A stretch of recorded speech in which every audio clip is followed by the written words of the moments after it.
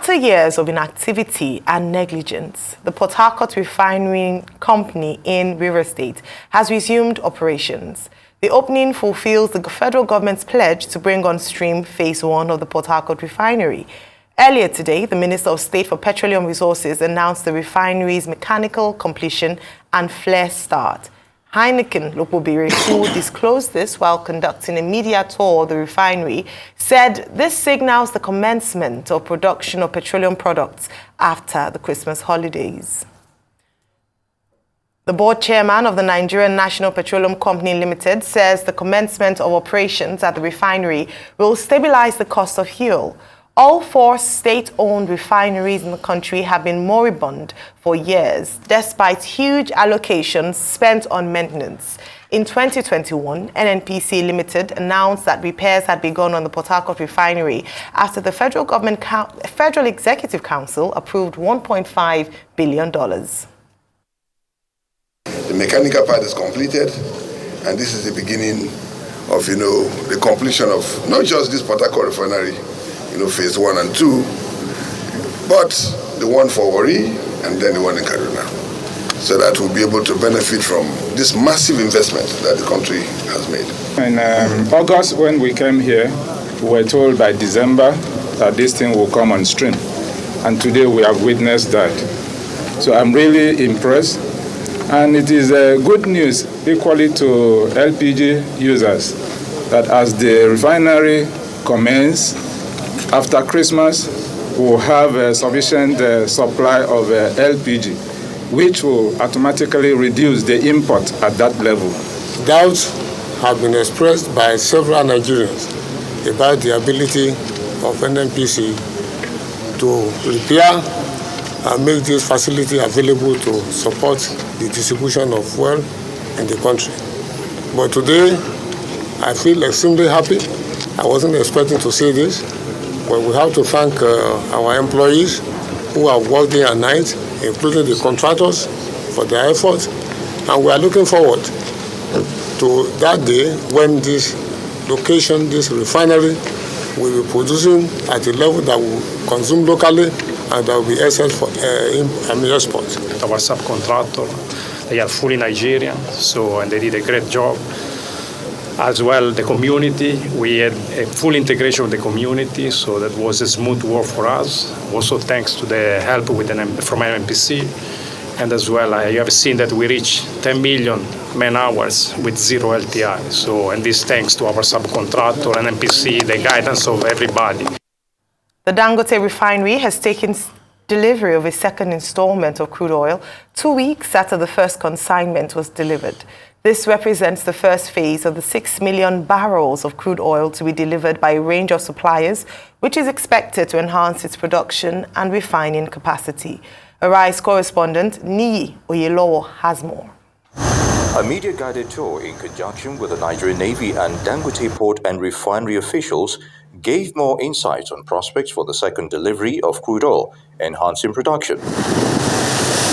The second delivery, which represents early phase of the 6 million barrels of crude oil to be supplied to Dangote Petroleum Refinery by a range of suppliers, should sustain the initial 350,000 barrels per day to be processed by the facility. You guys saw over there, they were receiving the second consignment of crude delivery to the Dangote Refinery. This is the second voyage of the MT Otis to our SPM. The vessel has on board approximately 1 million barrels of crude. The vessel loaded from Bonny Terminal, and as you could see, she's already been moored, and the OCs are connected. Discharging will commence any moment from now, and we will have another vessel within the next couple of days. The arrival of Otis Majuro vessel with a second crude consignment revealed how crude is transferred to the refinery through its 2 SPMs, located 250 kilometers from the shore, and to discharge petroleum products through 3 separate SPMs as well. Dangote Refinery also has the capacity to load 2,900 trucks a day, at its truck loading gantries.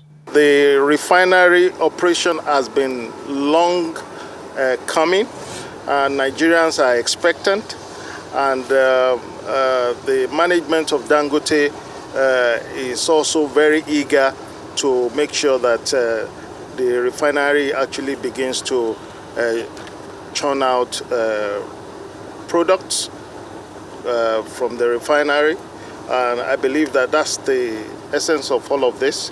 We're trying to demonstrate that the investment that have been put into this project is a worthy investment, is a patriotic investment by the president of the Dangote Group, and I think we really need to commend them.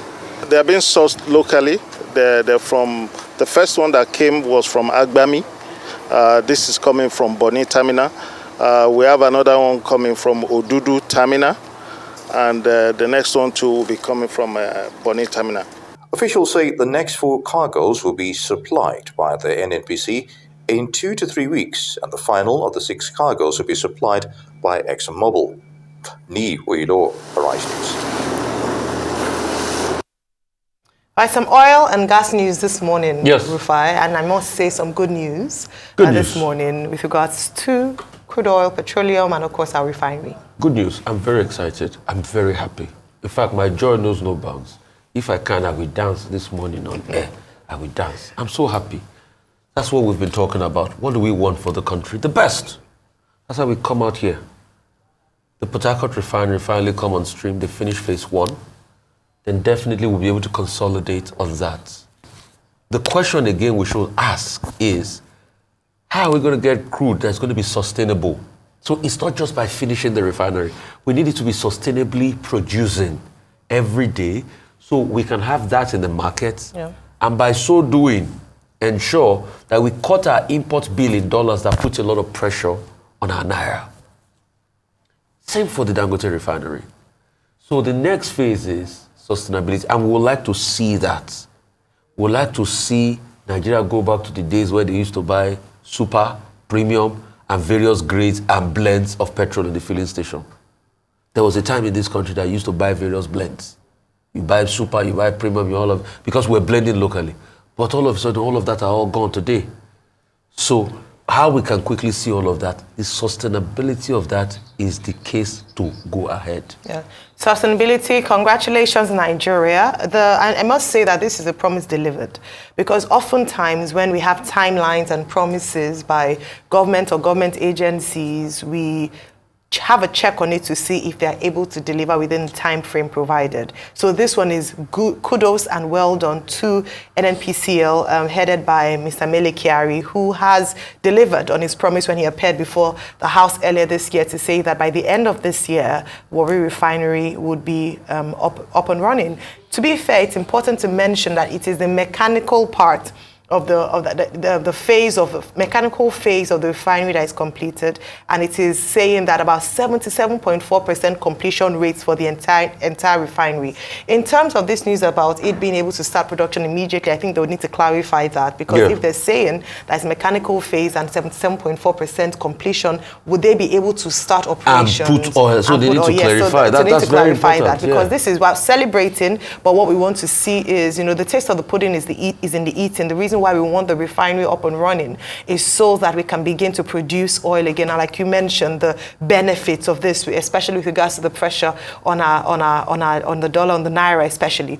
Then also, I would like to mention that he did say as well that next year, 2024, we should have 2 additional refineries running, Kaduna and Warri. So I said Warri earlier on. Port Harcourt is what's running now. Kaduna and Warri running before the end of 2024. This gives good hope to that if they're able to deliver on the Port Harcourt Refinery before the end of this year, which, I mean, he's even surpassed the deadline. Today is the 22nd, and so before the 31st of December, we've seen this huge milestone. So it means that they are well on their way to being able to complete the Kaduna and Warri Refinery, and what a relief that would be for us here with regards to hopefully impact on price of oil or fuel, but most importantly on our reserves. And then very importantly, going to the Dangote Refinery, recall that we had said that the first Agbami oil received, 1 million barrel of oil received, the container they would only be able to begin production after they received 6 of those installments. So the second one has now arrived,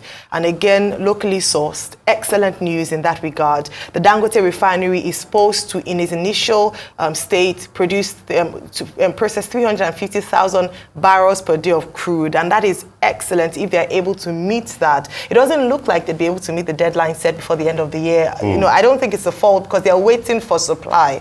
But hopefully, first quarter in 2024, we should see action from Dangote Refinery. Over $19 billion spent on the refinery, and we're looking forward to that to begin to see the returns on that, especially on the impact of the community in terms of provision of jobs and, of course, production of crude oil. It's good news that we don't have queues, as it's almost a tradition in Nigeria during the festive period or during Christmas, where we have queues on our road for fuel. It's good to see that. But beyond that, it's also that push for us to promote local production.